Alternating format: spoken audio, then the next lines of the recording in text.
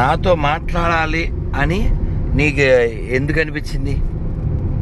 ఎందుకంటే ఒకప్పుడు క్రిస్టియన్స్ అంటే ఇష్టం ఉంది, కానీ ఆ తర్వాత దొంగలని తెలిసింది కాబట్టి. ఆ దొంగల్ని మింగేవాడిని కాబట్టి. అయ్యో ఆ? అవునవును. కానీ నాకు చాలా హ్యాపీగా ఉందిరా. నువ్వు రోజు 16 మాలలు హరికృష్ణ మంత్రం చేస్తావంటే ఇప్పుడు 7th చదువుతున్నావా, 8thలోకి వెళ్తావు. తోప్, వెరీ గుడ్ నాన్న, చాలా హ్యాపీ నాన్న, చాలా హ్యాపీ నాన్న. అయితే మరి మీ దోస్తుల్లో ఎవరన్నా గొర్రెలు ఉన్నారా?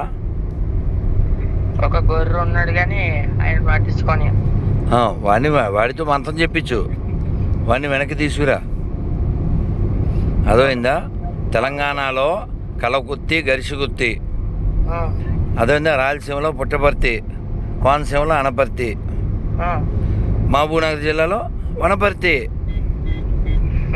అదైందా? అందుకని మనకి ఈ గొర్రెలు దరిద్రం వద్దు. అవును. అదైందా? గొర్రెలు అంటే బుర్రలేనివి.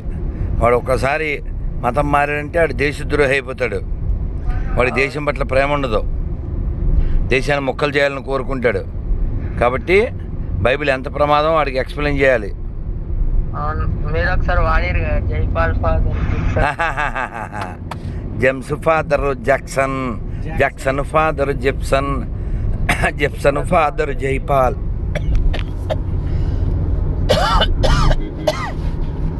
చెప్పు నాయనా.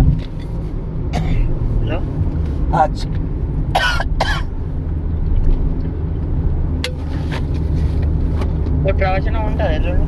ఈరోజు వరంగల్. ఎల్లుండి ప్రవచనం ఉంటుందా? వరంగల్ ఇవాళ రేపు వరంగల్.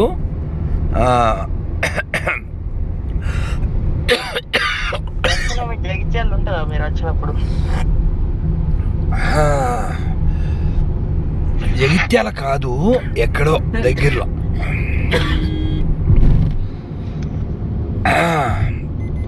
నేను నీకు నెంబర్ పెడతాను, ఓకే? సరే.